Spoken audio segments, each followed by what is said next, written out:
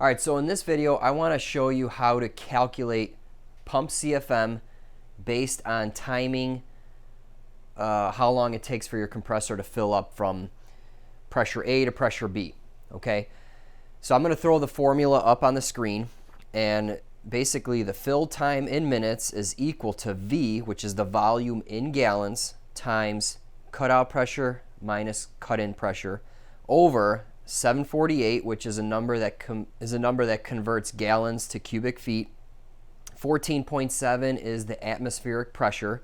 I'm basically at sea level, so 14.7 applies. If you're at a higher altitude, you're going to want to go check the weather, find the barometric pressure in millimeters or inches of mercury, and convert that online to PSI.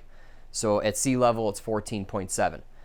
Okay, times pump CFM. Okay, so if you know the pump CFM, every manufacturer will have a tag or whatever, and you can put that CFM in, and that'll give you the fill time.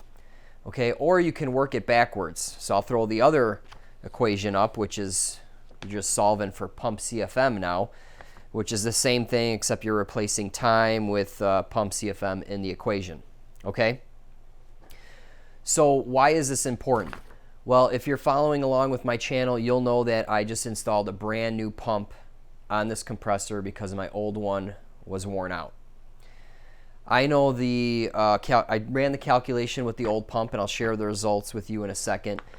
But if you are in the market for a compressor and you go to look at a used one, I would highly recommend that you get familiar with this formula and you actually plug and chug some numbers when you go run the unit.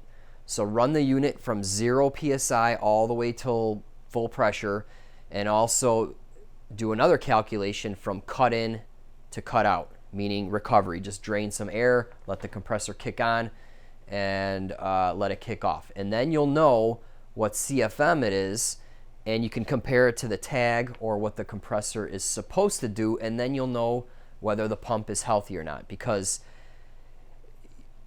why do people get rid of compressors? Because they stop working most of the time, I feel. So you definitely don't want to get screwed.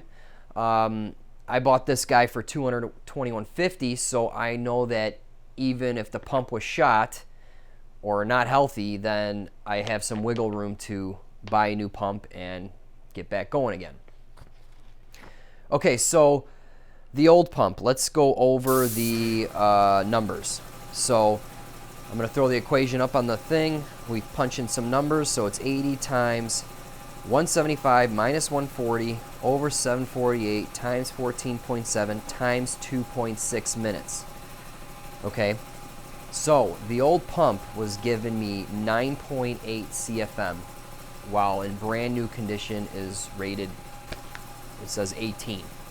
Okay, that's basically what you get for 5 horse. So clearly that pump was down a little bit. So what we'll do is we will time this. I will bleed off the air and wait for it to kick on, and then kick off. We'll record the time, punch the numbers, and see what improvement I have made.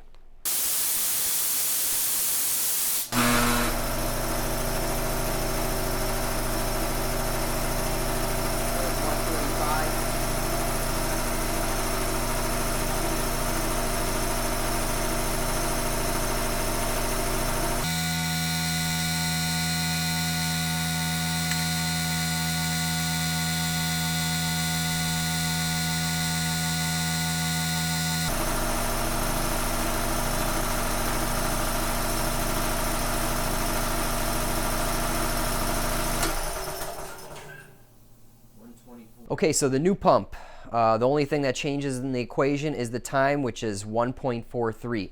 Now remember, for the time, you have to take the seconds and divide it by 60, right? So if you have 30 seconds divided by 60, that's 0.5. If you have 26 seconds over 60, that's 0.43. So I am now getting 17.8 CFM, which is an improvement of, okay, so that's an 81.8% improvement. That's awesome. That's what I was looking for. That's what I was hoping for. So everything is finally working the way it should.